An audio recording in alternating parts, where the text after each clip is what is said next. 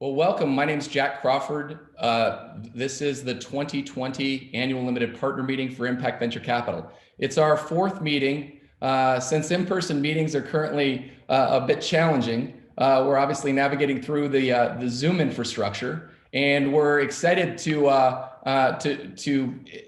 create a bit of an engaging environment today. So it's been a little bit like producing a television show, to be honest. We've got some online polls, we've got some breakout rooms, we've got some expert panelists from around the world participating in today's program, along with 6 of our CEOs.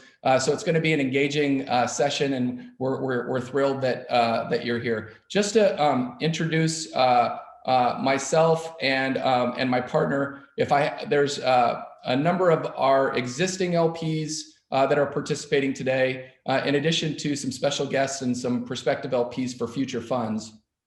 If I haven't met you, I'm a founding general partner at Impact Venture Capital, along with Eric Ball. We're also joined today by our co-founder, Dixon Dahl. Dixon was active with our Fund 1 and has helped to kick us off with some guidance, capital, and active involvement in Fund 1, and now is a special advisor to Fund 2. So Dixon, I'm happy that you're here today. Eric and I actually met in the Kauffman Fellows Program. I think it was 2013. We were both accepted and graduated from that program and given class voted leadership awards. So we had a great time in that program. That's a leadership training program for venture capitalists. We followed that by collaborating on the active management of Oracle's private equity and venture portfolio. We had quite a bit of success at advancing many of Oracle's ownership positions all the way through an exit. And then we launched Impact Venture Capital. So that's a little bit about our background. Both Eric and I will be presenting in different parts today. Let me review the agenda for today. So we're going to kick things off with a keynote from Eric discussing trends in venture capital and provide a financial overview on the portfolio at Impact Venture Capital. I'm going to talk with 3 of the world's experts on technology and global venture at 11:30. Then we'll have presentations by 6 of the CEOs of impact portfolio companies. Quite excited to have you here from those CEOs. And then we'll be broken out into breakout rooms. So all 50, 60, 70 of us will be broken into 6 different rooms, effectively for direct engagement with the CEOs, where you can ask questions directly when called upon by the moderator, or you can type questions into the chat room. Let me also say that at the end of today's session, Eric and I will be fielding any questions that you had throughout the day. So please feel free anywhere along the line to type into the chat box. We'll record those questions, and at the end of the day, we'll take as many of those questions on the strategy, our team, our portfolio, or anything else that was mentioned today. We'll do our best to answer those questions, assuming there's a bit of time at the end. We're going to do our best to stay on time. This is the first time that we've produced in a digital program like this, so we'll do our best. There may be some hiccups along the way, but we've tested things, and I think we're prepared for today's meeting. Let's start with the test of the first poll. We'll just do an audience poll. This is a test of the polling system. So Aaron, go ahead and launch that, and basically just identify yourself. How would you classify yourself as an investor? While you're completing that poll, I'm just going to take a minute and thank the team at Impact Venture Capital for all of their efforts, not just in putting together today's program, but this group of people have done an amazing job at helping us to source investment opportunities, perform due diligence on investments. Some of them are writing on the board of directors of our portfolio companies, or acting as board observers. And so both the operating team and the venture partner team has brought extraordinary expertise to our group, and we're thrilled to have them as part of the Impact Venture Capital team. So just looking at the poll and the results here, the poll's working. That was the goal. We've got a few more polls that we're going to thread into this. So thanks for participating in that. Aaron, you can share the results if you like for a second, just while I introduce Eric. So what we've done is actually put together some research. Eric has quite a bit of expertise on asset allocation. Many of you know he managed $50 billion at Oracle and reported directly to Larry Ellison. He's also summarized our progress to date. So Eric, I'll turn it over to you to provide a little bit of research and some of the industry trends that you're seeing and provide an update on our portfolio to date.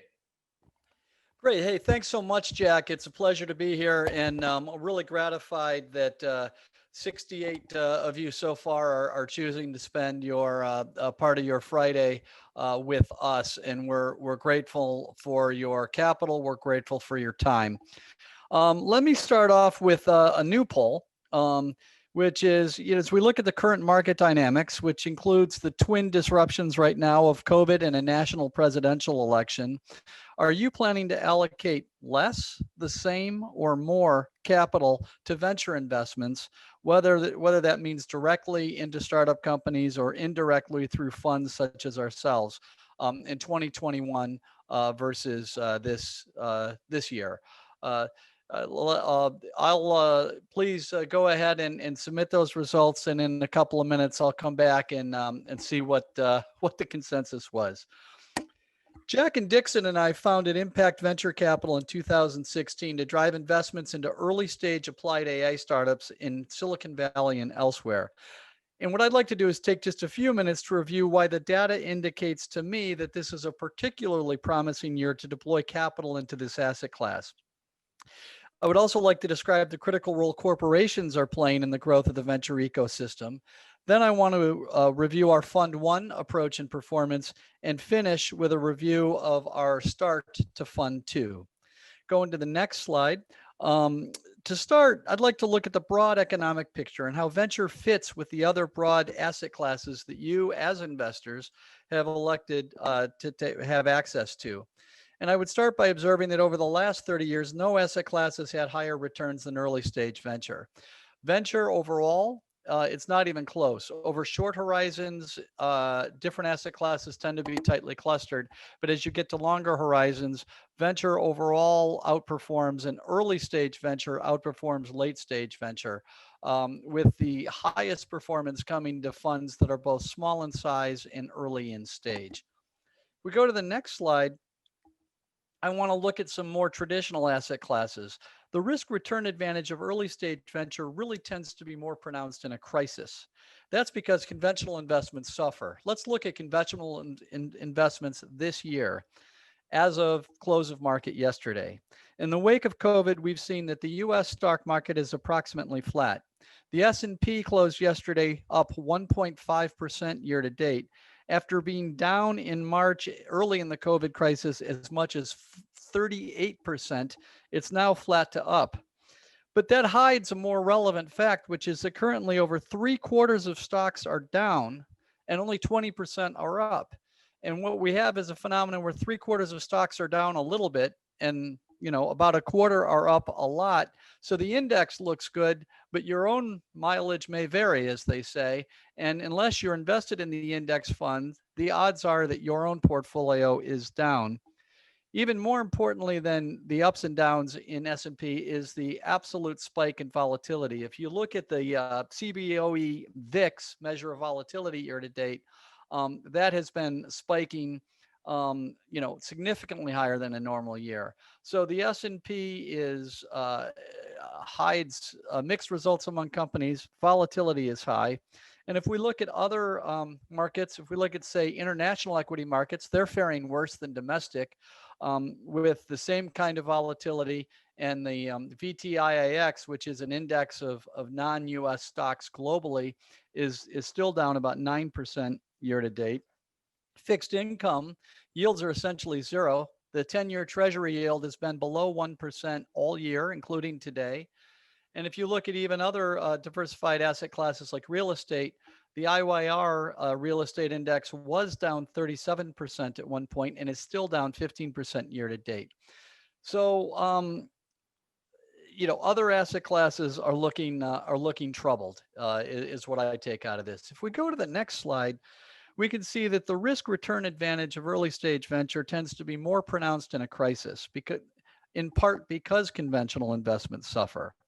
In a crisis, all valuations are impacted, including those in venture.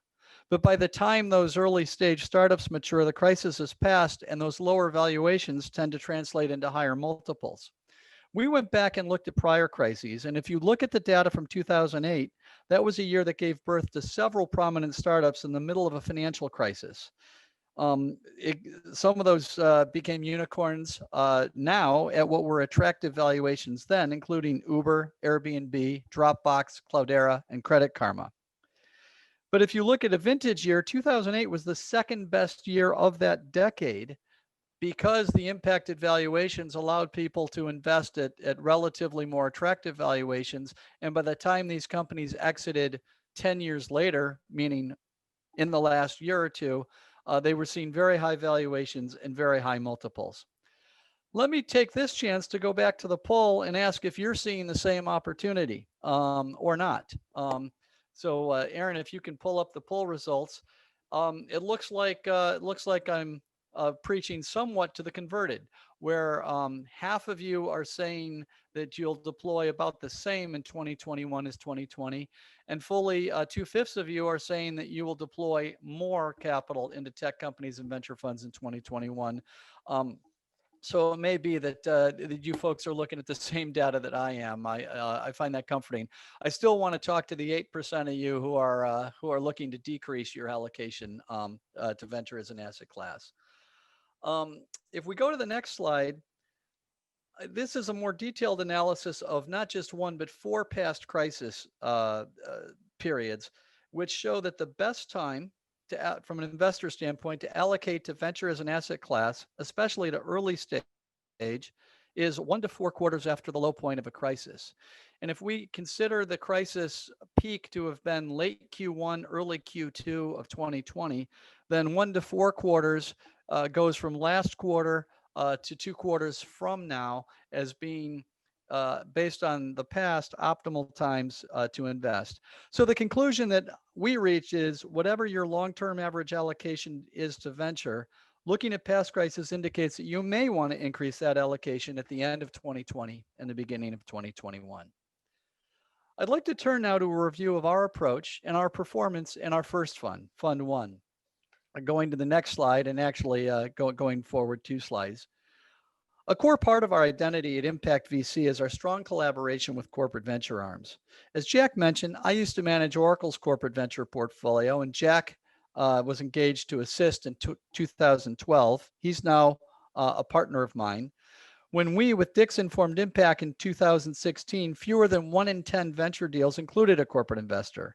Last year, more than 4 in 10 venture deals had a corporate investor, and this year, more than half of venture deals had a corporate investor. That represents the really strong growth of corporate as a player in the venture ecosystem. It doesn't change the fact that often corporates and independent VCs have different objectives. And here at Impact VC, we've sat on both sides of that table, and we're convinced that we see a stronger quality and quantity of deal flow through the partnerships that we maintain with major corporates.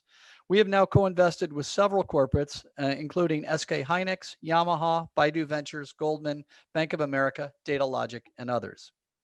Moving to the next slide, note that 25 years ago, the internet began as a handful of tech companies and then evolved into a tool required by all companies in order to remain competitive. We are witnessing and investing in the same phenomenon today, whereas a few years ago, people invested in companies that were developing artificial intelligence. Now AI is a standard tool that companies in all sectors need to be competitive.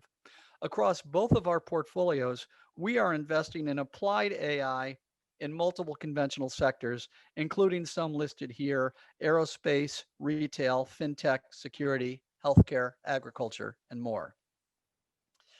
How has this played out in Fund 1? Turning to the next slide, we've had 3 distributions so far from Fund 1. The first came in 2019 when another fund purchased 10% of Fund 1 at a markup, and we distributed that to those of you who are investors and LPs in Fund 1. The second came in March of this year when Thomson Reuters purchased Pondera Solutions and provided a distribution to you in the midst, at the peak of the COVID crisis. And then a third smaller distribution is occurring this quarter with the purchase of Revionics by Aptos. These three distributions represent a return to investors so far of 9.7% of the fund. If you go to the next slide, I just want to highlight some key metrics from our Fund 1. We have deployed $12.5 million into 16 core companies. Those investments are now valued at $21 million, a multiple of 1.7 times, and revenue in that set of companies is approximately $88 million. These companies have raised an aggregate $241 million from all sources, not just Impact VC, and have achieved a total enterprise valuation of roughly $778 million. Impact has played an important role working with its portfolio companies to recruit later stage VCs writing larger checks, and also to recruit corporates that write larger checks. And we have co-invested in this portfolio with several of the corporate venture arms that I mentioned just a couple of slides ago. With that, let me turn to our Fund 2. Impact launched our Fund 2 at the end of 2019, and the early Fund 2 portfolio is well positioned for the post-COVID environment. In fact, our first investment is a digital medicine startup on the front lines with the Gates Foundation, National Institute of Health, and the FDA. We've seen corporate venture arms continue to increase their activity and focus on applied AI. In this slide, we really try to summarize our overall approach, which is a calibrated version of the same approach that we deployed for Fund 1. We see this as an opportune time to deploy capital into early stage startups. We see partnerships with family offices and corporates as a higher expected return way to go about that investment. We launched our Fund 2 at the end of last year. We are going to hold a second closing this quarter. We are looking for major partners among family offices and institutions to round out our LP base, and we'd welcome the chance to tell those of you who are not already participants more about it. If you going to the next, we are continuing to get a better quality and quantity of deal flow from our close collaboration with corporate venture arms. And here we note that the revenue from AI to larger corporates has increased dramatically and is expected to continue to do so. And the number of acquisitions that these corporates are making in the AI space has also increased dramatically. And we think that our portfolio can represent fertile hunting grounds for these corporates. Going to the next slide, we are using the same plan for Fund 2 that we utilized for Fund 1. Seed stage investments in applied AI, co-investing with corporate VCs, with formal and informal frequent updates with each portfolio company. And we really act to serve as a common resource for our fund companies. For example, when we took the time to really learn the PPP loan process earlier this year, and we reached out to each of our companies to assist them in navigating it and help them get up that curve more quickly. Here you see the 4 investments we've already made in Fund 2, and the 2 investments that we will be making in the next couple of weeks to form the first 6 companies that will be part of our Fund 2 portfolio. And we believe that we're off to a very strong start. This is the portfolio that the current quarter close will deploy in with this head start. If you look at the next slide, it just illustrates how we continue to seek out the best deals for the remainder of Fund 2. We're holding 3+ all hands meetings per week internally. We do digital due diligence during COVID through Zoom, working through new investments. We have a very high volume of incoming deal flow that hit our radar from a variety of sources, including you, who we have deputized to help make us aware of good investment opportunities. We are holding summits and webinars with angel investors, family offices, wealth managers, and corporate venture capitalists to co-invest and identify deal flow. And we're holding regular Zoom calls with all of those groups, and particularly the corporates. If we go to the last slide in my keynote, it's a summary of where we stand in Fund 2. Early in the life of Fund 2, we did lower our investment minimum and allowed investors below even $1 million to allow smaller investors from our Fund 1 to have the option of renewing in Fund 2. For the close this quarter, we're going to take that, we're after the close this quarter, we're going to take that minimum back up, and we will be pursuing larger commitments next year. So if you've been in a state where you've been tracking and evaluating Fund 2, looking at Fund 1, and really sort of, just, the sort of pass and track type mentality, and you're planning to invest less than $5 million, particularly for those of you who'd been evaluating investments of $1 million, this quarter is the time to make a decision. We will still gratefully accept those smaller size investments this quarter, and next year we will move to targeting larger size investments. And we encourage you to review the data. You will receive the Q3 quarterly report within the next week, and that will be the last significant distribution before the deadline for the second closing of Fund 2 later this quarter. With that, I want to pass it back to Jack to continue our program. Great job, Eric. Thanks so much. Well, I guess one of the benefits of Zoom is that you get access to world-class experts on venture capital, and I was able to successfully recruit 3 of them to today's panel, so I'm really excited about that. As I introduce them, Aaron, why don't we go ahead and launch the next poll? I'd like to understand sort of what your estimated percentage, what you thought was sort of the estimated percentage of corporate venture activity. Eric obviously provided some detailed research on that. How much of a player did you think corporate venture capital was in venture-backed deals? And it'd just be interesting to see, because there's been so many changes in the last 4 or 5 years. I'm not sure that the world sort of recognizes what a major player corporate venture capital is playing in the venture ecosystem. So while that poll is tabulating and while you're putting in your answers there, let me just take a couple of minutes and introduce the stellar panel that we have access to today. Jan Geldmacher is the former president of Sprint Business, all the way through the recent $23 billion merger with T-Mobile. He's now a current operating partner at Softbank. So we're thrilled to have him here as a complement to his participation in last year's Impact Global Venture Summit. We attracted 1,100 people, I think in part because of Jan's keynote on 5G. So Jan, it's great to see you again, and you can go ahead and unmute your microphone. That's great. We also have Jonathan Charles. He goes by JC. He's the investment director at Samsung Catalyst Fund.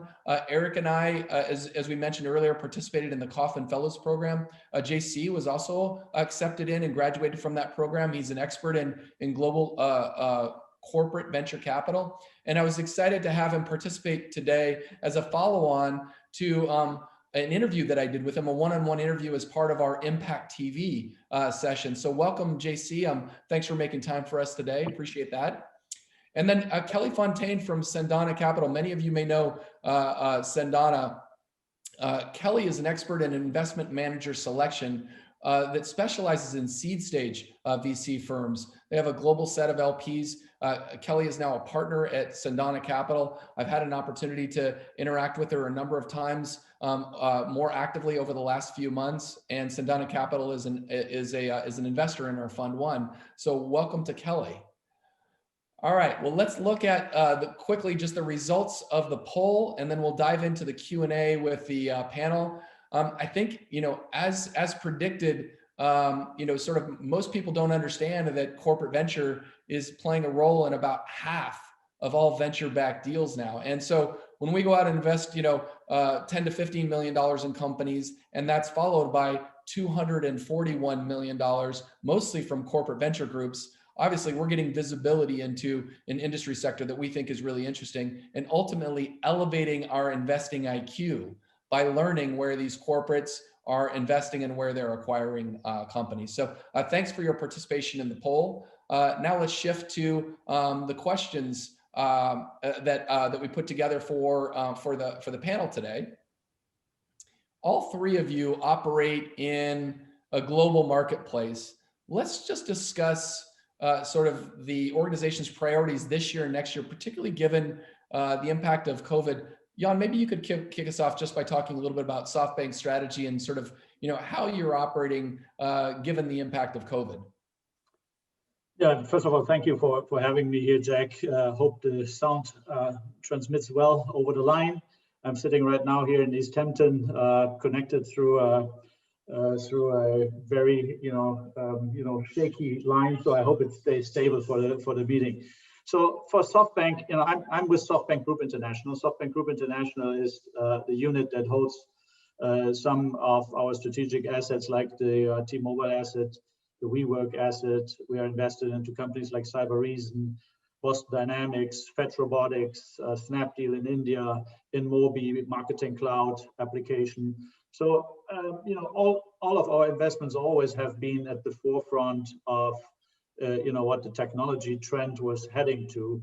It started with distribution and telecommunication, and then went rapidly into the AI area and the autonomous application area.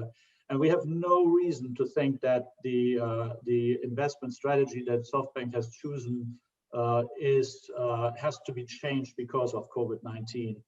This terrible crisis more even has confirmed to a very high degree that these investments are the right ones that we have done, and therefore we feel encouraged to continue on that path. Technology is changing the world, and technology is enabling us to stay connected and consume services in a more digitized world. And this digitization is actually driven or accelerated even through the COVID-19 crisis that we're in right now. Mm-hmm. JC, what about priorities at Samsung? How are you thinking about things, and how are you operating in the current environment? What are priorities this year and next year for you at Samsung? Yeah, thanks, Jack. And yeah, by the way, thanks for allowing me to participate today. Happy to be here. So like many companies, around the world, probably no surprise we're working virtually. I know for a fact that Samsung, because we have many manufacturing lines, is carefully thinking through how to keep workers safe, keeping them spaced out, these kind of things. Probably nothing new, relative to what other companies are doing. What I can tell you from the venture team perspective, because we've got offices, in Paris, Berlin, the United States, and 2 locations in Israel, and then of course back in Korea, we've transitioned, I think, fairly smoothly, because we were already on Zoom calls a lot before COVID hit with our international team members. We're kind of used to that. The challenge, of course, is, how do you get comfortable in making investments when it comes to meeting new entrepreneurs that, you can't shake their hand, you can't go to lunch with them, get to know them better. I think we're actually just about to close, I think, our first deal just virtually meeting people. And so we're pretty excited about that. I think it's run actually pretty smoothly. It sort of helped that because of our extended networks, we, through friends of friends, we sort of knew the entrepreneur already. So that's an added bonus. When it comes to actually where we're investing and how we're thinking about it given COVID, I would say that, the reality is that we're very much a components company in addition to the mobile phones and the tablets and the TVs. We're the biggest semiconductor company in the world, and we think a lot about infrastructure. And we've done a lot of investments in the last couple of years in cloud and data infrastructure. So we sort of look at the world through the lens of not only the digitization of enterprise, which was sort of mentioned before, but what are your infrastructure needs when everybody's on Zoom? The kids are on mobile and console gaming. All these sort of applications is just skyrocketed from cloud and data center. And oh, by the way, all within the context of AI. So that's sort of how we're thinking about it. And then the last comment I'll make just quickly is, any new startup that we engage with, we definitely go through an added analysis. Do you have COVID tailwinds or headwinds, right? So cloud infrastructure, for example, you can argue has a lot of tailwinds, right? Because of the reasons already mentioned. That's kind of how we see the world given the COVID situation. We certainly hope everybody stays safe. And, at the end of the day, this hasn't really disrupted our investment patterns now that we move towards the end of the year here. Thanks for that. Kelly, let's talk a little bit about Sendana. I know you've, let's see, I think you closed your next fund to fund. You've been interacting a lot with international LPs. I think you're viewed as a window and a filter into the top sort of micro VCs with your specialization in identifying seed stage, fund managers. Obviously, we're thrilled to have you as an LP. Let's talk a little bit about Sendana Capital's priorities this year and next year as you look at the micro VC landscape. Yeah, so thank you for having me again. We have always had the investment thesis since Michael started this in 2010, which is small funds outperform and ownership matters. And we think it suits us for any economy, and I think especially important in this economy. Um, I don't think the impact has been seen. We have yet to see. It's a slow drip. We haven't seen the impact of what's going to come out of COVID. You saw the immediate change in work from home and other opportunities, but we haven't seen the overall impact is our thesis about it.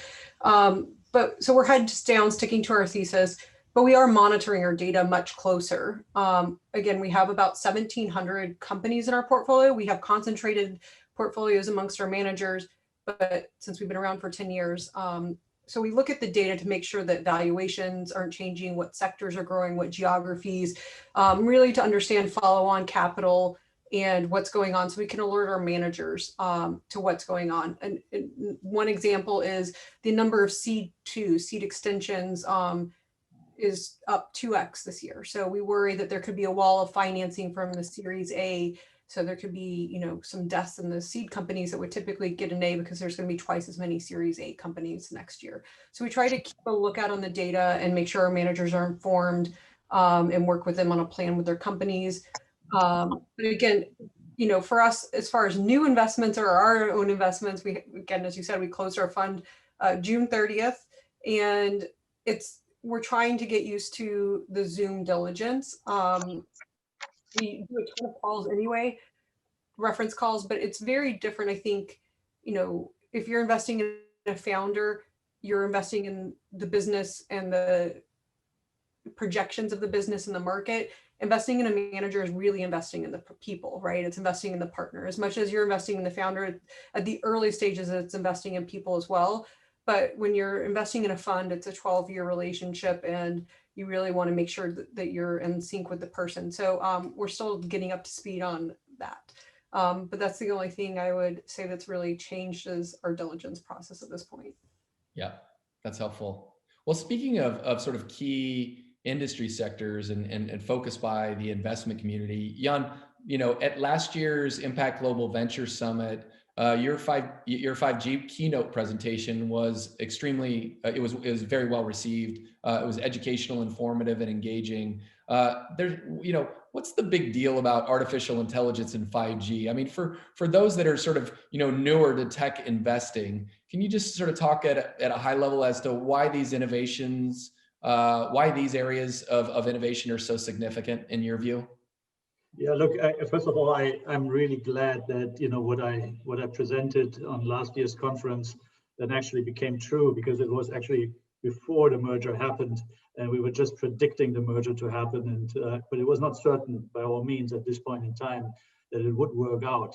So I was convinced back then, and I still am convinced, that 5G is the key, of course, to everything being connected to everything or everybody.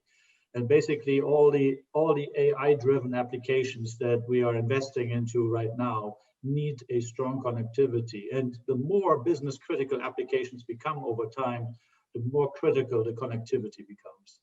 And 5G plays a very, very important role in that play. 5G is not only higher bandwidth and higher speed and higher capabilities and higher security and less battery consumption, but is also lower latency, which allows, for example, artificial intelligence-based applications to run on edge computing devices, for example, like robots. And this is kind of a key enabler that we believe this merger of Sprint and T-Mobile will deliver over the next couple of years, was an enormous synergy between the asset holdings that Sprint brought into the marriage and what T-Mobile had in terms of spectrum holding. And we already see today how that rollout of 5G services in a nationwide approach is changing the competitive landscape to a better. And I'm really happy that this happened, and really proud to have been part of that story. Now we believe that a lot of applications, a lot of new business models, many more than 4G has made flourish, will come out of the 5G rollout. in the US. And therefore, it's also so important that the US takes the driver's seat position in rolling out 5G. And again, this merger will help to make that happen. Mm-hmm. JC, let me transition to you. I learned a lot actually from the one-on-one interview that you and I did as part of the Impact TV corporate video series. What I find is that when we do these interviews, we're sort of, we're getting educated on sort of where corporates will be co-investing, how they're thinking about sort of, acquisitions. And we just sort of, learn about corporate venture in general. It was clear to me that of all the groups that I've interviewed, you have deep expertise in corporate venture. Can you give us a little bit of insight for those that are less familiar with the rise in corporate venture? What's behind that? Why are there so many new entrants, so many new Fortune 500 companies that are getting into sort of corporate venture capital investing? Is it to access returns, innovation? Are they looking to have a positive impact on the world? Why are they getting involved in the early stages of financing for tech startups? Yeah, Jack, let me know if I'm having any audio problems here. So I think I don't think it's mainly about returns, right? There's a lot of the companies that are doing these corporate venture capital investments already have billions in revenue. I think it's really about the innovation, right? So I think this realization occurred, and if you kind of think about it, over the last 20 years, the JC, just lean in. I think just lean in a little bit closer. Okay, does that help? That's better. Okay, great. Yeah, I think it's about innovation. If you go back about 20 years, the velocity, or even before that, the velocity of the innovation around IT, any kind of information technology has just exploded, right? And it seems to get faster every year. And I think corporates finally came to the realization that, we're big, we're giant, we're not as nimble. We may have great research labs, but the real cutting edge innovation actually can come from startups. In particular, I live in a world of core tech or deep tech corporate investing. And this still holds true, particularly, I think, for core and deep tech, that, tiny little startups that move so fast, and by the way, are staffed by very smart people. The kinds of startups we invest in are very heavy on PhDs, for example. So you can imagine the kind of innovation that they're thinking about. Our typical startups that we invest in are cranking out patents, in huge amounts. I've got one in my portfolio that's probably about 8-9 years old. They have over 300 patents in their space. So I think it's really about the innovation. And then the question is, okay, if we know the startups are innovating, how do we build closer relationships?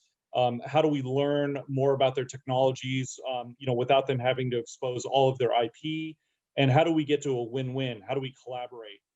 That can all be sort of, accelerated and focused on through corporate investing. So I think it's sort of a natural progression. IT gets faster, innovation gets faster, corporations, it's their duty to be a part of that, I would argue. And therefore, one of the tools they deploy is venture capital. Makes a lot of sense. So, as we build out the financing food chain, I'm going to switch over to Kelly to talk about micro VCs, but you have sort of, SoftBank, largest investor in the world, and significant acquirer of companies. You have corporate venture capital that is looking to invest and acquire companies, and then sort of early on in the financing food chain, you have these micro VCs like Impact Venture Capital. And Kelly, that's really your expertise. Micro VC is on the rise. It seems as though there's the market's flooded with hundreds of them.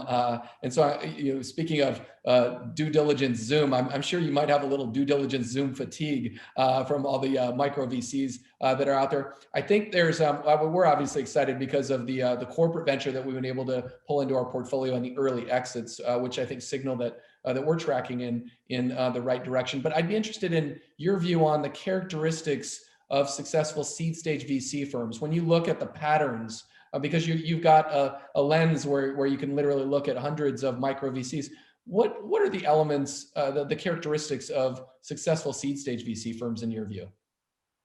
So, the average exit in venture is $200 million. And so if you take that, it goes back to our thesis, which is we stuck to, ownership matters and fund size matters. And so if you combine the two of those, then you're going to maximize your returns. But the ownership mattering is where you matters where you really have to dig in. The managers have to have the credibility to lead deals and to buy ownership.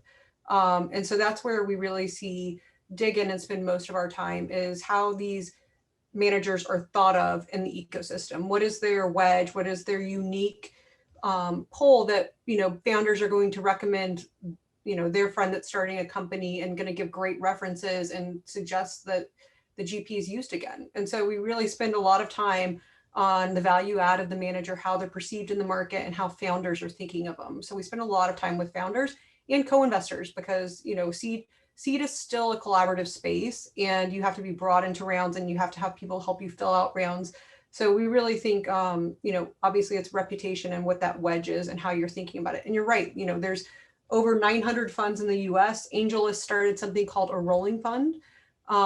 Those in a short period of time, there's 100 rolling funds on AngelList. So it's very, very noisy. And so I think it's super important to be authentic to a brand that you create, and that goes to what value you can add to the founders and to the syndicate. And so I think, that's what we really look for, is the people and diligencing the people, just much like you guys diligence founders. As much as an idea is great, pivots happen, and it's all about the person. So that's where we spend our time.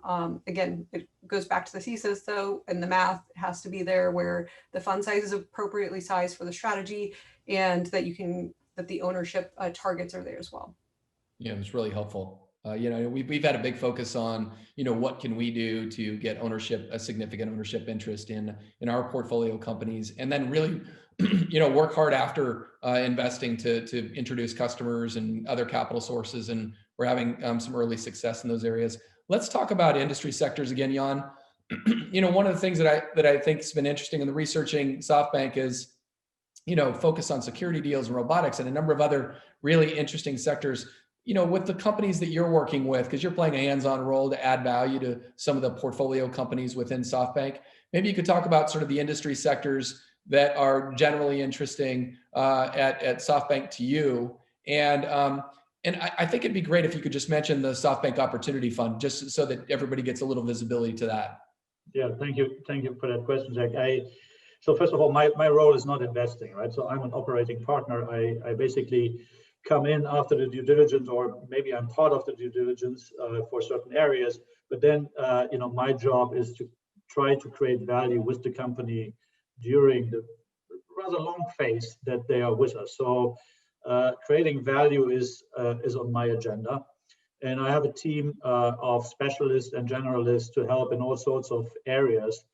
For example, when it comes to helping on the sales side, helping on the business development side, ramping up marketing, creating an environment where we can talk to industry analysts in a more professional way with the companies that we're working with, but also looking into production, for example, when that's relevant. For example, on the robotics side,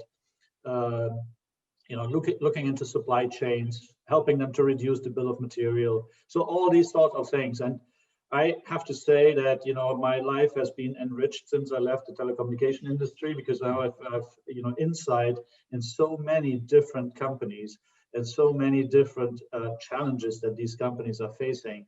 And therefore, I'm right now in the situation where I think, okay, the investments that SoftBank has done, we're going into the direction of, mobility, telecommunication connectivity, for example, satellite companies. We are invested into robotics companies. We're invested into autonomous application, which also includes the robotics area, of course. We're invested into cybersecurity, and it goes on into, for example, WeWork. I'm right now working with WeWork to launch a new product, which is called All Access, which allows companies to leverage the 780, 790, 800 offices that WeWork operates around the world for a flat rate of $299. So sounds a little bit like telecommunication business model, and it is actually. So that's the exciting part of what I do. I wouldn't focus on only one industry, but on the variety of industries that SoftBank has invested into. Going forward, it will be very much artificial intelligence driven. I have to say that. Mm-hmm. Now, talking about the Opportunity Fund is, I think it's important. So this crisis, COVID-19, and what we have experienced here in the US, and me coming in from outside, I'm German, obviously, so I'm like an external view that I still have. I was surprised and astonished and frightened by the things that we could see in this crisis during this time, not all driven by COVID-19, but it became obvious that the US has a divide, not only in rich to poor, but also a racial divide. And especially when you look into equity investments and support of entrepreneurs with background that is not white. We thought we need to do something here, and our chairman Marcelo Claure, who himself was a Hispanic background, made the decision to set up a fund in that crisis time to go after and support entrepreneurs of color. And we have raised in a very short period of time $100 million from SoftBank as the LP, the main LP here. $100 million that will be invested only into entrepreneurs with a colored background, so Black background, Hispanic background, Native Indian, Native American background.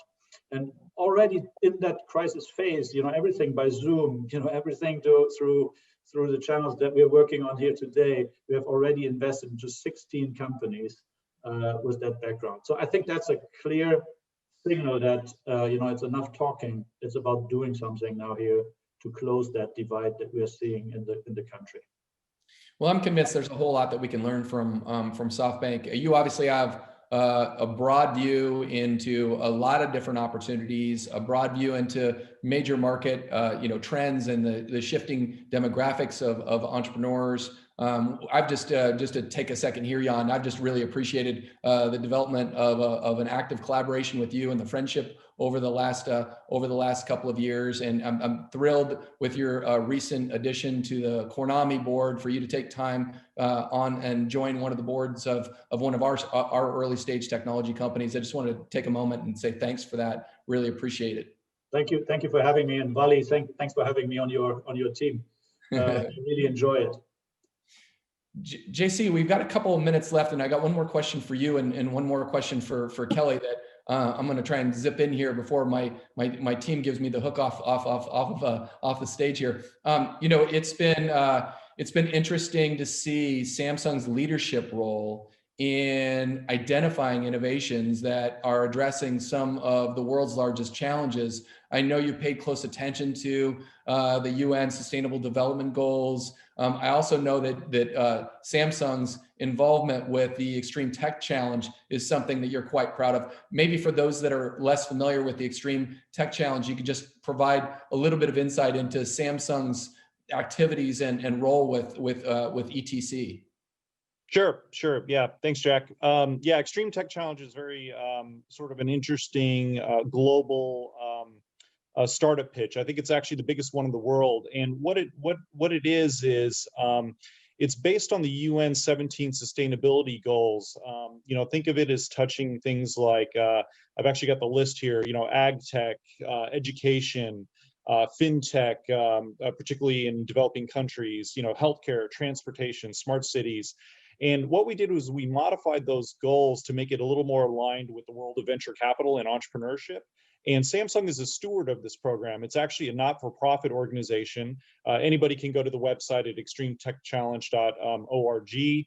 And Samsung is a steward along with other companies being involved, like Ford, ARM, Fortune 500 type companies. So I don't want to claim that it's just a Samsung thing. We're simply a steward. And what we do is we set up pitches all around the world, everywhere from Indonesia to India to Korea, the United States. And in fact, right as I'm speaking, there's an XTC event in Brazil right now. So it's very global, very diverse. And the goal is to select entrepreneurs around the world that are really awesome and to basically support them in engaging with corporates. We also have special categories as well. So for example, there's one of the awards is actually a Female Founder Award, right? When we're, we heard about the topic of diversity. So XTC certainly wants to sponsor that as well. It's pretty exciting, actually. And there's multiple ways for entrepreneurs. I encourage all of them to take a look if they want to apply for this. Corporates and even other VCs can be a part of it. We're always looking for judges and panelists and people to coach the startups. If anybody wants to get involved, check out the website and please feel free to reach out. And we're, it's been super successful. We've had actually several, I think it's a couple of thousand applicants now since we started in 2019. And we know 2021 will be a really big year for XTC. Well, thanks for that overview. My wheels are turning about the inclusion of XTC in the Impact Global Venture Summit. We're now planning the in-person event for later in 2021. And so maybe an opportunity to collaborate with that group. We've historically had a women's business forums, and we've had some ideas about women's business competitions, and some of the other things that they're working on might be a great sort of collaborative opportunity. So thanks for mentioning that. And candidly, JC, thanks for enlightening me and educating me over the last few years on not only what Samsung's doing, but what the corporate venture community is doing. I've interviewed, Salesforce and Baidu and a number of other corporate venture groups. And I can say in all honesty that I think I've learned more from you than any one corporate venture group. So I really appreciate the time that you've invested in us and in me to enlighten me on the space. It's been great. Jack, you're too kind, and it's my pleasure. Kelly, last question for you. Okay, we're operating in this sort of crazy environment right now. COVID, the economic environment, the elections, all this craziness. Can you talk a little bit about sort of the environment? Is it, in your view, creating more risk for seed and early stage investing, or more opportunity, or some blend of both? I mean, your perspective is pretty important here. I'd be interested to have you comment on that. Well, I think there's a big distinction in what you said there, early stage venture versus late stage. I think there's a ton of late stage committed capital that's not going anywhere, right? It's there, it's committed, it's for follow-on use. And so I think that insulates the early stage to a degree because the capital is there for the companies to support them as they grow. I think that seed in general, you can't time innovation. Our funds, we capture 3 vintage years of venture funds. The underlying funds capture 3 vintage years. So our funds are 6 vintage years. We think you can't time innovation. So time diversification is key. We think it's important our managers continue at a consistent pace always, again. But there are things that happen on a macro level, looking back to 2008, 2009 during the recession. You have Uber, Slack, Square, WhatsApp, Pinterest, Airbnb, all started during that period. Well, there's also the big mobile, smartphones that came out. So that was the tailwinds happening there. As much as you have a bad time right now, the disruption is happening and things are going to have an opportunity to be greenfield and rebuilt. It's not just work from home. You see the tailwinds in digital health. You see commercial real estate is going to have to be rethought of.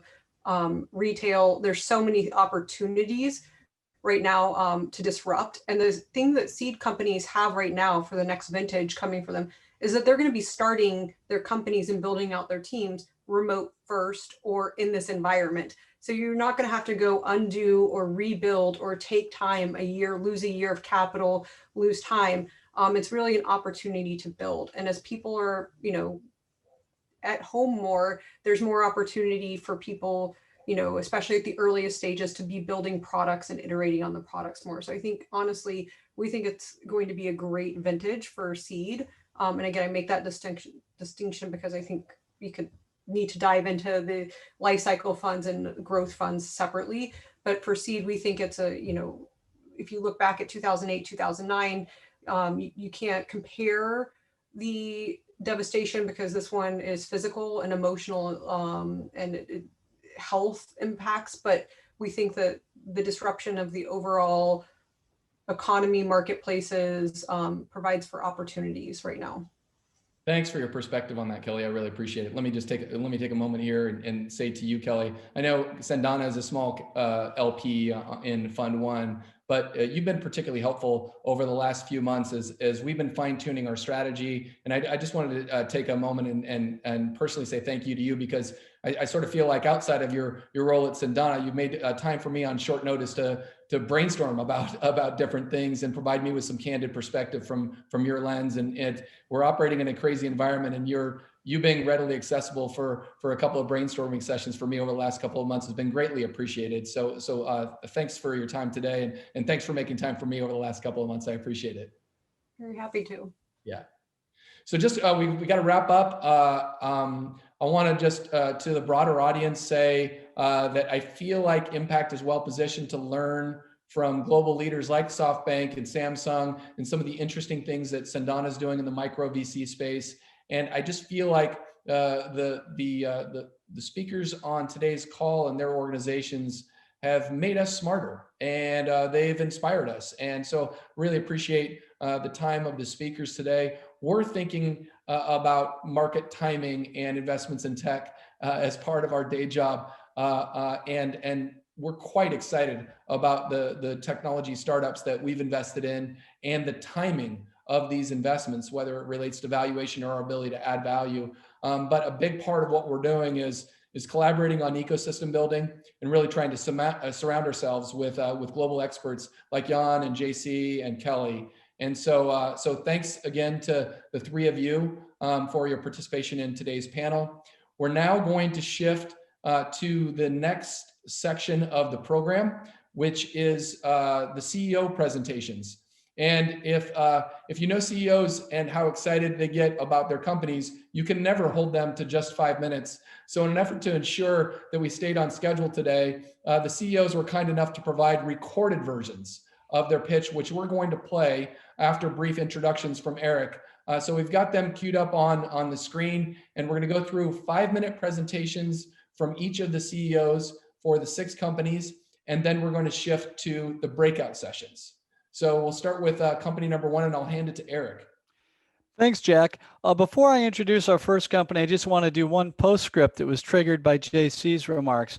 He talked about some of these initiatives around female founders.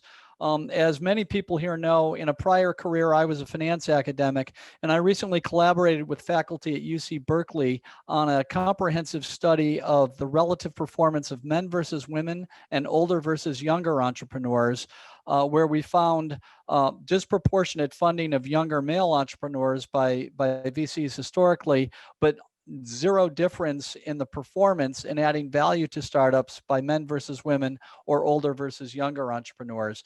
These results, we wrote these up recently. If anybody'd like to see them, just email me, I'll get them to you.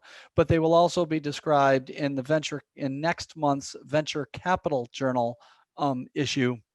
For those who might be interested in some of that research.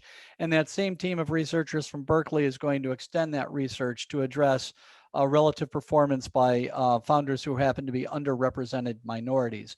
And that's just part of the overall effort that we're undergoing at Impact Venture Capital to support a broader base of founders and entrepreneurs. So thank you, JC, for sharing that initiative with us, and it's one that resonates with some of the work that we've been doing. Okay, now let me turn to, we're very excited to let you hear from the CEOs themselves. The rest of us are all supporting players. The founders and CEOs are the stars of the venture ecosystem. And I'm very pleased to lead with Coronami, a high-performance computing company in Campbell that was the very first investment made by Impact in late 2016. It was founded by Intel veteran Gordy Campbell, and Impact was able to recruit Baidu Ventures as a corporate co-investor, and Gordy was able to recruit the legend Wally Rines as CEO. We're very pleased to have Wally in attendance with us today, and we'd like to kick things off with his presentation about Coronami. I'm Wally Rines, and a year ago, I was just winding down from 25 years as CEO of a $1.5 billion public corporation engaged in technical software and doing some work for DARPA, the Defense Advanced Research Projects Agency. They asked me to look into fully homomorphic encryption, and I talked to all the leading semiconductor companies and came away with the same answer that FHE is more than 10 years away and would require more than 1 million times the processing power of today's best servers.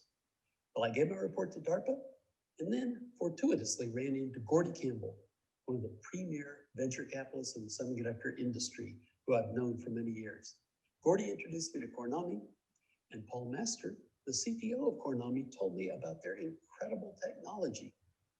A chip, a software programming environment, all with the ability to do machine learning and artificial intelligence more than an order of magnitude faster than the best of any processors that have been disclosed, including the incumbent NVIDIA. Well, I was very impressed, but I told Paul, getting visibility with so much competition is really difficult. And Paul said, well, we can do something where there isn't a lot of competition. It's called real-time, fully homomorphic encryption, and I'm sure you've never heard of it. Well, I told him, yes, Paul, I have heard of it, and I'm quite sure you can't do it, especially not in real time. But over the next few months, going through all the emulation data, I became convinced that Kornami really can do fully homomorphic encryption in real time. And that began a new change in my career and made me president and CEO of Kornami. Now, Kornami was named for the tsunami of cores, the ability to run applications on multi-core processors. Unlike most of the companies that have tried to do this previously and have started with the hardware and tried to figure out how to program it, Kornami started with the software and developed a complete programming model called TrueStream over a period of 5 years. That definitely accelerated multi-core processing, but what Kornami realized, if you really want to cause an impact on the industry, you need to do a chip that can take advantage of it and can be scalable in performance over chips and boards and systems up to 64 million cores and the accompanying processing capability. Well, the advantage today is that there are thousands of software programs today that can run without change on the Kornami chip, as well as the compute environment. And in addition, because there are frameworks for fully homomorphic encryption, Kornami can in fact accelerate the ability to compute on encrypted data and make FHE a reality that will lead to billions of dollars in the future. Well, with the initial capability in machine learning and AI, Kornami's initial introduction next year can go head-to-head against NVIDIA with up to 10 times the performance, much lower power, and comparable cost. And while that can take Kornami quickly to the $100 million plus range, the real excitement comes as more and more customers discover the fully homomorphic encryption capability.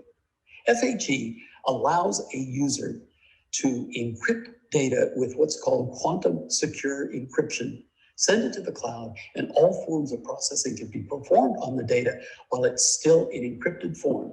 And the results sent back, still encrypted, no one has ever seen the data. It's the ultimate computer security. DARPA refers to it as the holy grail of computer security. Customers will, of course, need to evaluate it, so Kornami is designing a server that can be used up to 3 million cores to evaluate it.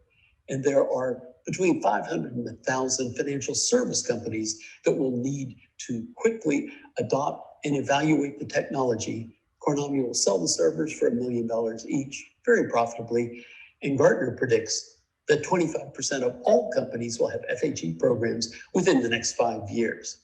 One customer, a Fortune 50 customer, has already given us a forecast that they will purchase over $100 million worth of Kornami servers the first year and up to $1 billion over the next 2 years. The chip design is complete and now in final verification. There will be production parts next year and servers, and early customers are already working with Kornami. Just recently, Jan Geldermacher joined our board. I joined as CEO in March, and we're all looking forward to what's going to be a revolution in computing technology, multi-core computing a reality and creating a multi-billion-dollar business very rapidly. I hope you'll join us. Thank you. Well, thanks to Wally for that really concise and informative description of what Kornami is. We're very enthused about what they're doing and really looking forward to seeing how the next couple of quarters play out. I'd like to turn now to TaskHuman. TaskHuman is a digital health startup that Impact VC invested in July 2019 after an introduction from our own venture advisor, Gayatri Radhakrishnan. The CEO and founder is Ravi Swaminathan, and I'd like to ask you to join me in welcoming Ravi and describing this digital health company. Everyone, my name is Ravi Swaminathan. I'm the founder and CEO of TaskHuman. TaskHuman is an impact venture portfolio company. They actually led our investment, an investment in us in the seed stage, back in April of 2019. And then since then, Impact actually led our small Series A round, more recently in March of this year.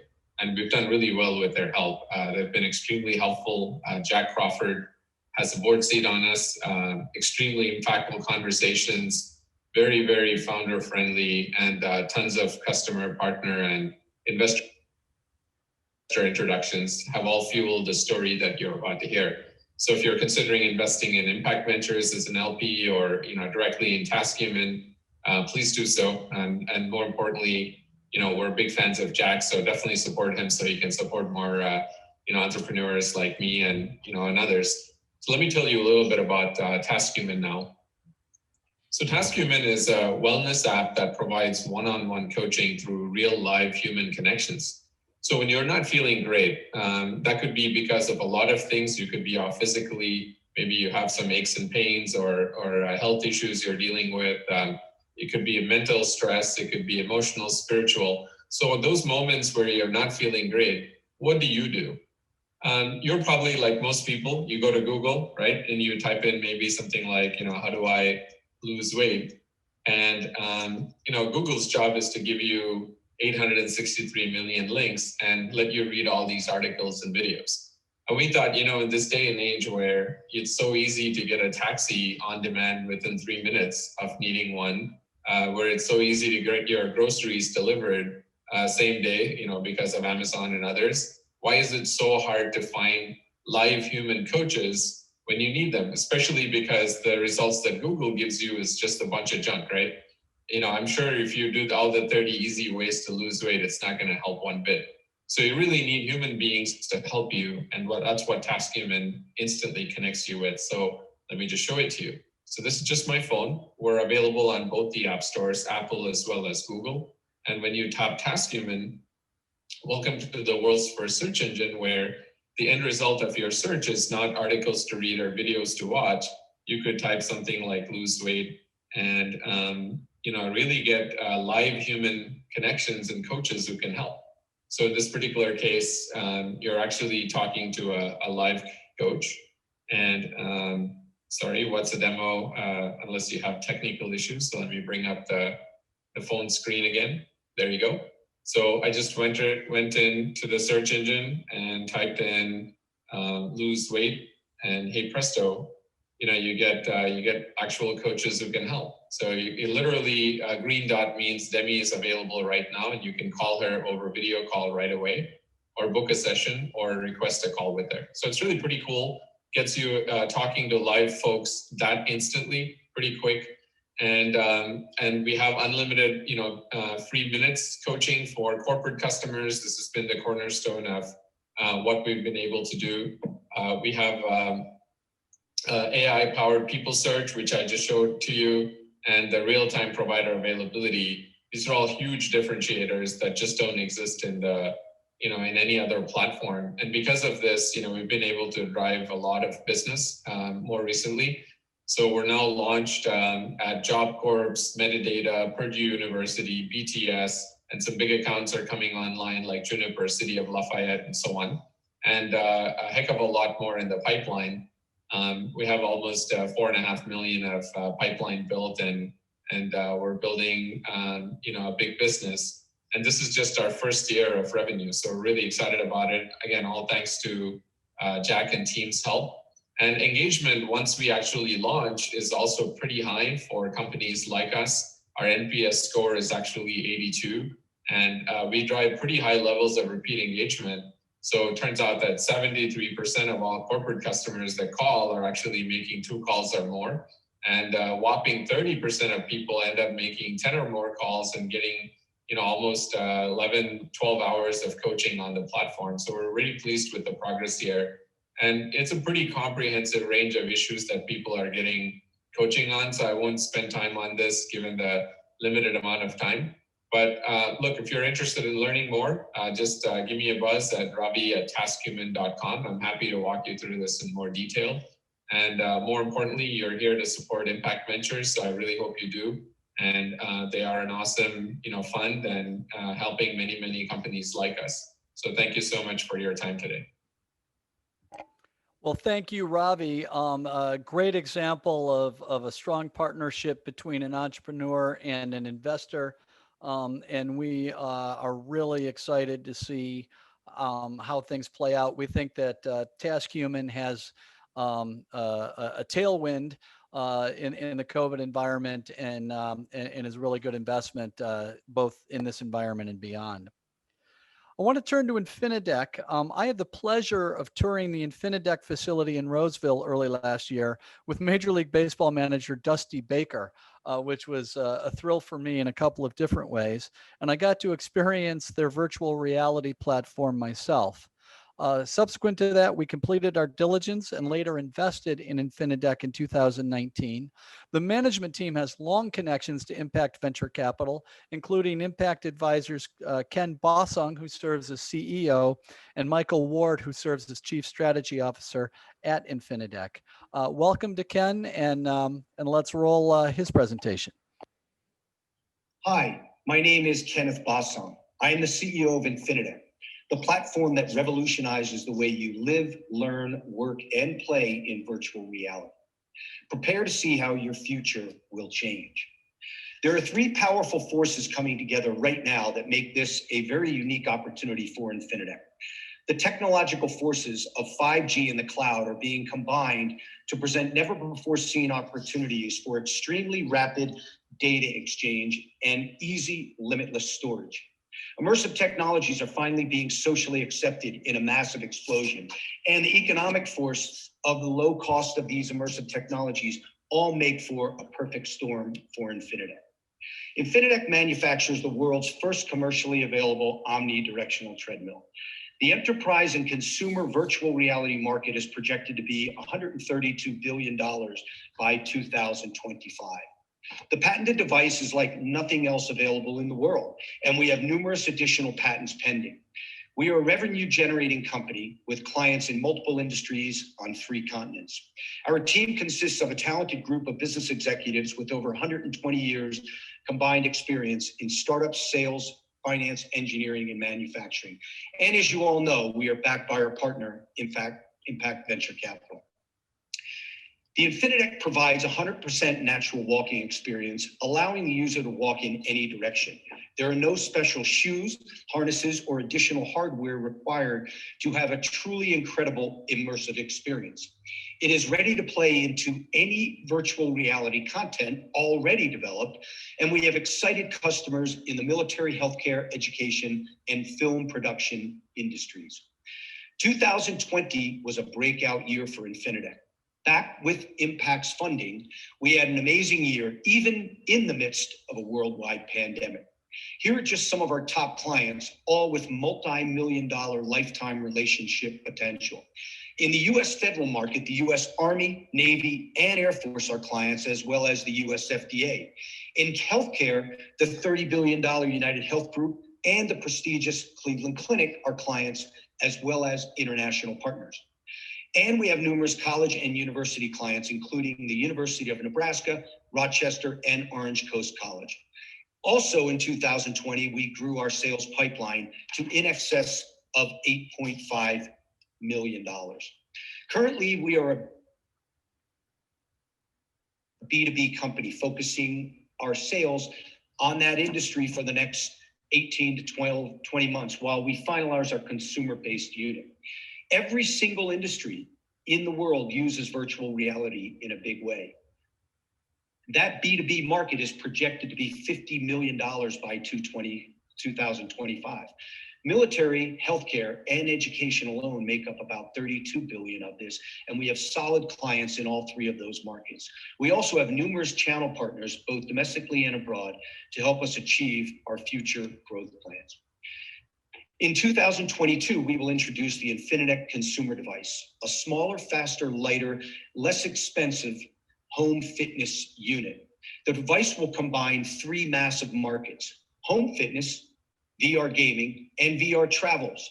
Projections for this are to be an $82 billion market by 2025. I bet you had no idea that there are 2.4 billion gamers in the world.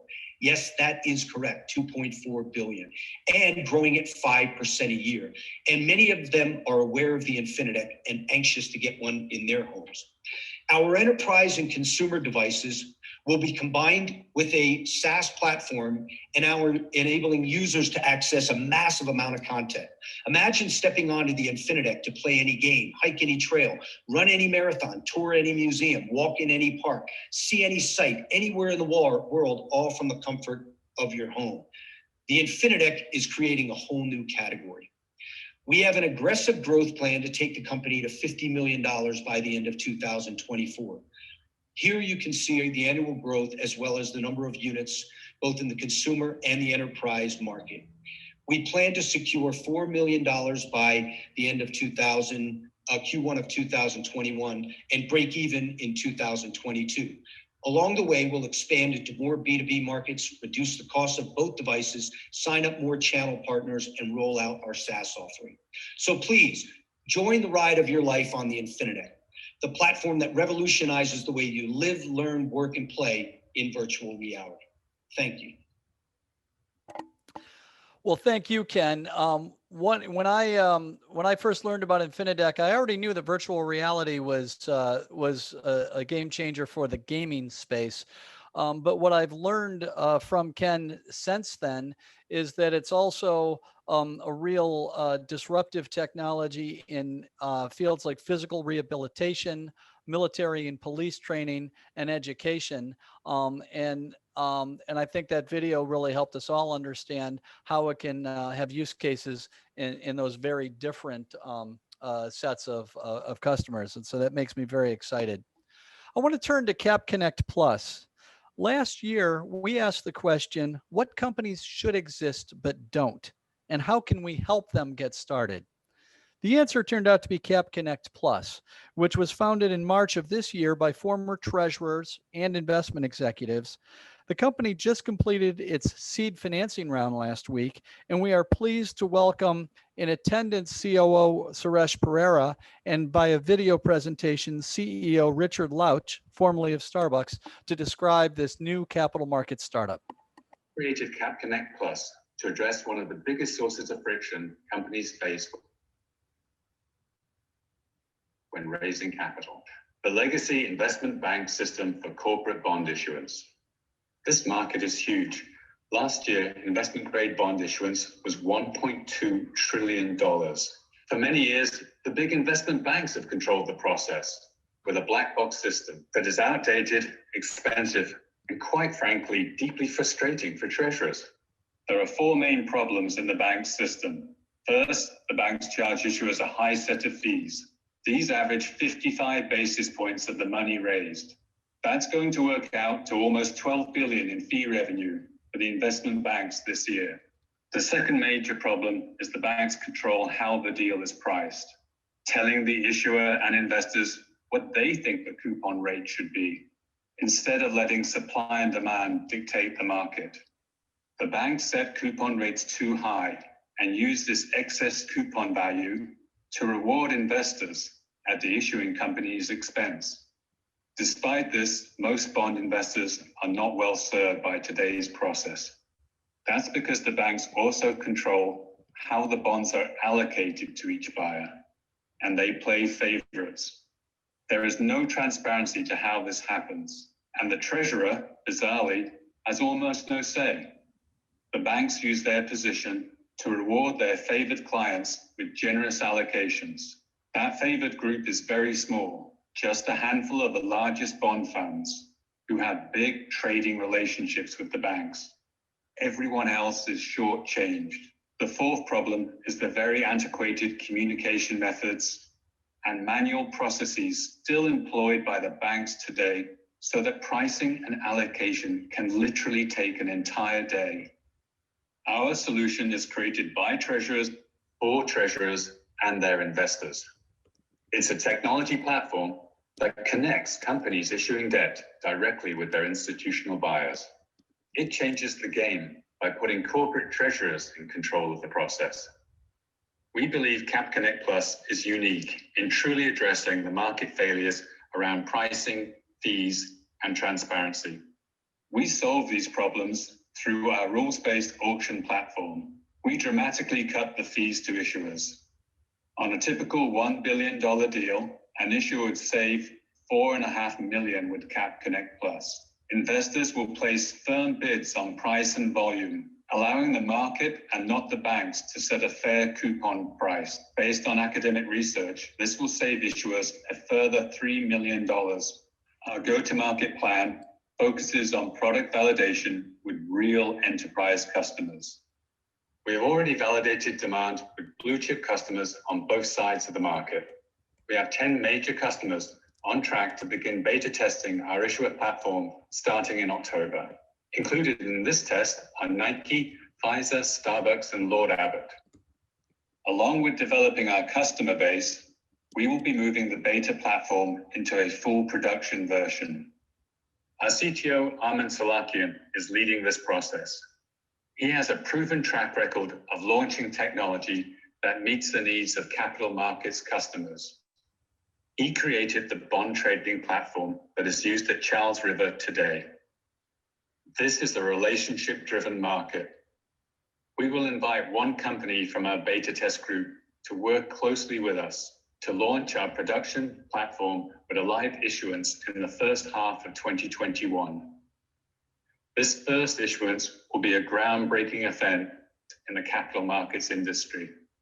It is certain to be covered by major media outlets such as the Wall Street Journal, New York Times, and CNBC. Our team understands the importance of this moment, and we will ensure that this first deal is executed flawlessly. We set out to eliminate one of the biggest sources of friction that companies face when raising capital today. The problems I described to you today are common to many other areas of the $41 trillion US bond market. We can eventually grow into non-investment grade debt, municipal bonds, commercial paper, and other financial products. Thank you for your time, and we'd love to answer any questions. Thank you, Richard. You can see that Cap Connect is tackling a massive market, and even a small penetration can be worth a lot of valuation. Let's turn to our fifth company, ScoreData. ScoreData is an early stage company founded by Vas Bondakar and Prasanta Behera, both of whom are with us today, and their co-founder Moiden Mohideen, whose name I'm having trouble pronouncing, to provide predictive solutions for customer engagement, what they call machine learning for agent intermediated outcomes. I will let the CEO Vas describe what they mean by that. The LP meeting. We are very fortunate to have had Impact VC as part of the ScoreData Series A round. In fact, they led the round right in the midst of a pandemic. They also did substantial due diligence over several months, talking to our customers, partners, board members, and prospects. So today I'll tell you a little bit about how we are reinventing how businesses engage with customers through agents. Over the last 12 months, we have processed over $3 billion of loans for a bunch of financial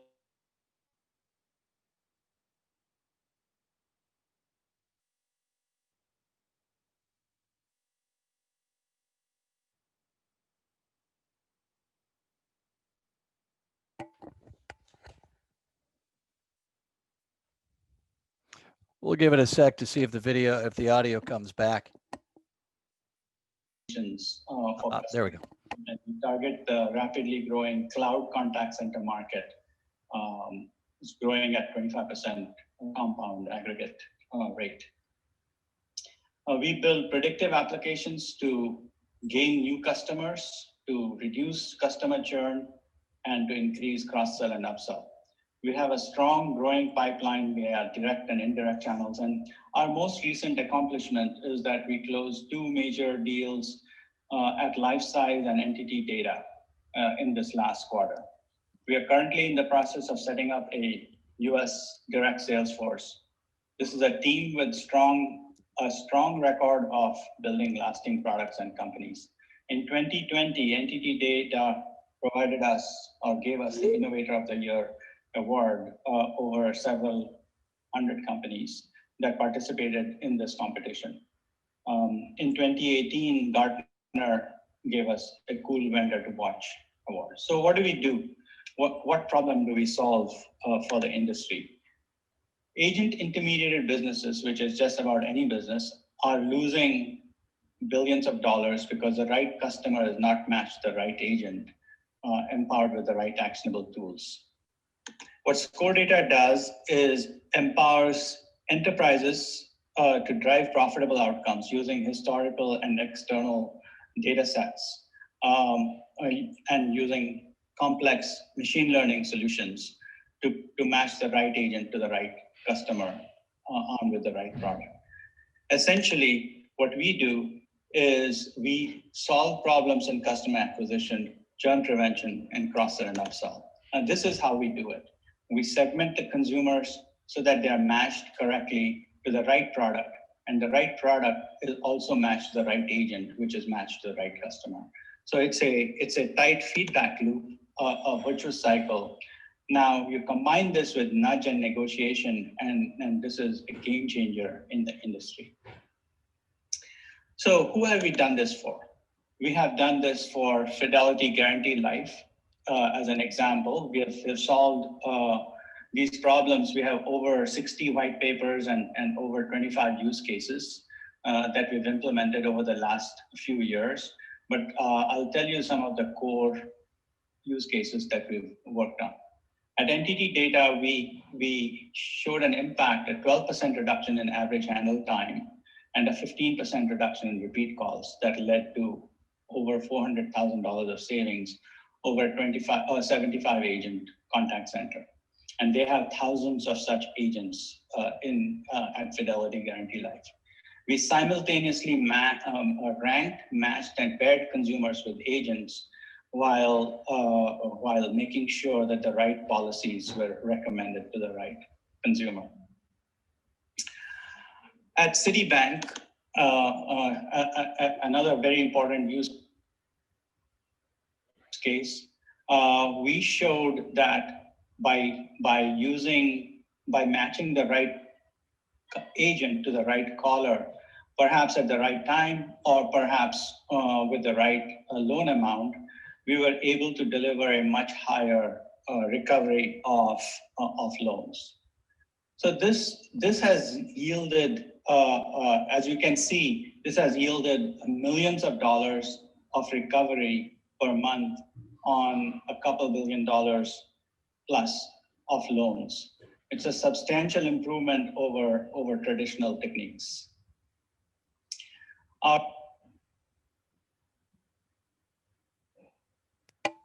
Great. Thank you, Vas. Really appreciate that overview. I want to quickly remind people to, if you have questions for either the impact team or the entrepreneurs, to submit them on the chat feature. We'll be collecting them over the course of the remainder of the session. I've known the CTO of Syntegra, Ofer Mendelevich, for 17 years and paid close attention when he quit his prior role to go full-time into the application of machine learning to medical records. The founder and CEO of Syntegra, Dr. Michael Lesh, spun this company out of UCSF, and I will let him describe how it's addressing health risks on the front lines of the current pandemic and elsewhere. And CEO of Syntegra.io. We are a seed-stage company that was spun out of UCSF in the beginning of this year. We know that gaining access to high-quality medical data is a huge challenge. And it's important because for AI and machine learning to accelerate innovation for researchers at biopharma, insurance companies, and health systems, they need access to vast quantities of so-called big data in the form of electronic health records, genomics, wearables, sensors, financial information, et cetera. But because privacy concerns, which are appropriate, and strict regulation around those concerns, such as the HIPAA laws, this data is locked in silos throughout the healthcare system. There are de-identification methods, which are many years old, and they're easily reversed with modern attacks and therefore no longer trustworthy.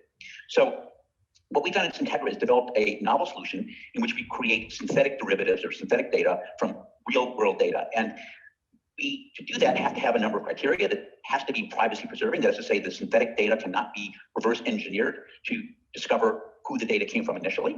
There's got to be validated precision. That is to say, the statistical properties of the synthetic data must match the properties of the real data in any way you care to measure it. And the model has to be explainable. We have to be able to go to the FDA and say, you know, this is how the synthetic data was created. This slide shows the model itself. We start on the left with patient journeys. And by that, we mean, think of a patient as a series of events over time. They could have been admitted to the hospital. They were given a drug. They had a blood test or something, et cetera. And you have a whole data set of patient journeys. We then train a very large neural network in what we call pattern encoding. So we're looking at the high resolution covariance between all the variables in the real data set.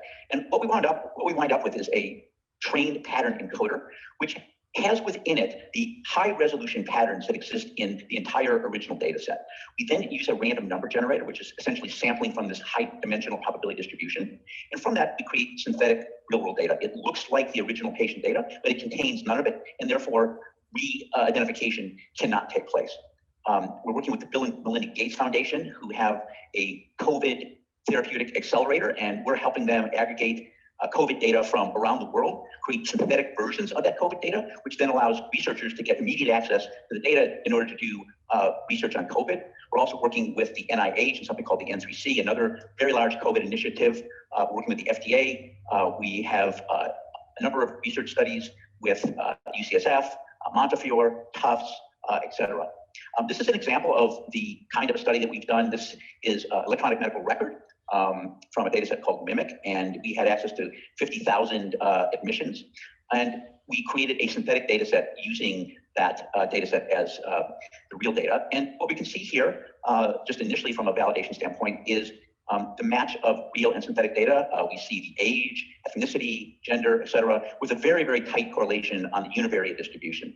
A little bit more challenging is a bivariate distribution. And here we see the pairwise correlation between all the variables in the data set. On the left is the real, on the right is the synthetic. And the correlations are what they are, but the important point is that the correlation on the real data set is exactly matched by the bivariate correlation in the synthetic data set. And lastly, we are able to take the synthetic data and create predictive machine learning models, in this case using gradient boosted trees. We can create a predictive model with the real data, and we create a model with the synthetic data. And when we feed it a test set, we get exactly the same receiver operator curves, meaning that if you wanted to do state-of-the-art machine learning, you could hand someone the synthetic data set and do just as well as if you had the real data set. We have a number of engagements in our current pipeline with Duke. We have discussions ongoing with Novartis to try to free up their clinical trial data for internal use. The Blue Cross Blue Shield, their data science arm, et cetera. This is Syntegra's financial status. We closed a $3.1 million seed financing at the beginning of this year. We also got an investment from Sweat Equity Ventures in the form of staffing, and we've been able to put together a very successful both go-to-market and tech team with their help. We believe our runway will last until the end of 2021. You can see our cash balance over to the right. So in 2021, we plan on closing several SaaS deals with multiple life science customers. We will also secure partnerships with large healthcare systems to get access to their medical records in order to populate our data marketplace with synthetic versions of that data. We continue to improve our technology to be able to acquire larger and more complex data sets and to automate multi-platform containerized deployment. We have a number of validation proof points that will be published or in press in academic publications. And we're also doing a variety of work in the public sector with FDA and the NIH to receive their endorsement for use of the synthetic data set in regulatory matters. And we plan on closing our Series A in the later half of 2021. Okay, those are the CEO presentations. We're now going to shift to the breakout rooms. So get ready to be routed. Here's just the rules of engagement in the breakout room. In about 30 seconds, we'll hit the button and everybody will be routed into the 6 different Rooms. We'll have about 20 minutes to do rapid fire Q&A with the CEO. There'll be a member of the impact team in there in addition to the CEO of the portfolio company that will help to moderate and coordinate questions. You can either ask them directly by raising your hand and having the moderator call on you, or you can type them into the chat box and the moderator will read them. Keep your questions brief if you can, so we can answer as many of the questions as possible, route as many of the questions as possible to the CEO. And we'll be back, we'll be brought back together at between 12:50 and 12:55. Hope you enjoyed that. We're just going to take the last couple of minutes to make some closing comments. I'm just going to see if there's anything else that's been posted in the chat room. Some of you have been following up with us directly with regard to questions, and so we've answered some of those. Others will be following up with in the next week. So don't feel like just because we're wrapping up now that you won't have an opportunity to ask questions. We're happy to follow up with each of you individually. I want to make sure and remind the existing LPs of Impact Venture Capital that you'll be receiving your next quarterly report on Friday of next week. So we'll again be a week or two ahead of schedule with the release of that quarterly report. For those interested prospective LPs, we're happy to share that report with you upon request. We also have detailed information on Fund 2 and our investment strategy that we can share, along with a full online data room. This is the quarter for any prospective investors to participate if you're planning on making a commitment of less than $5 million.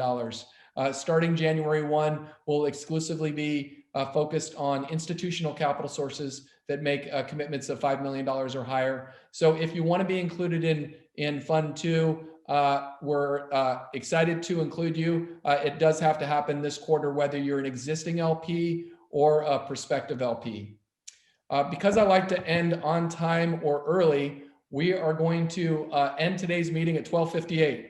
Out of respect for your time and out of respect for sort of celebrating ending. Thanks again for all of your participation. One last thank you to my partner, Eric, to Dixon Dahl, to the entire Impact team for their support of today's program. We're really excited about the portfolio that we built out, and we're excited to include more of you in our Fund 2 as we move forward. Thanks again to everybody.